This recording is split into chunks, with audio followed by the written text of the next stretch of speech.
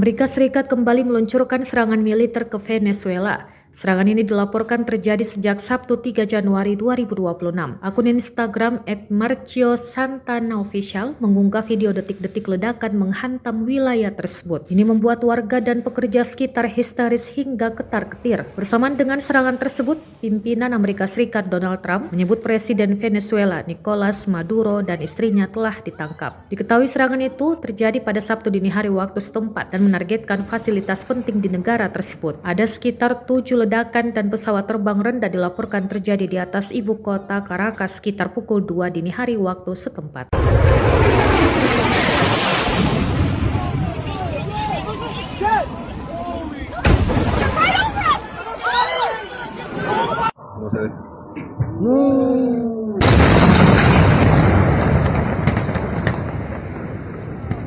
¡Corra, guacho, corra! ¡Vas a hacer! ¡Corra, guacho, dale! ¡La casa, la casa!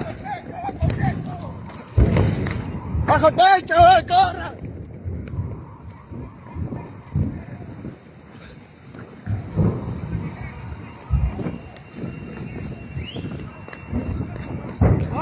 ¡Vamos, vamos, corre!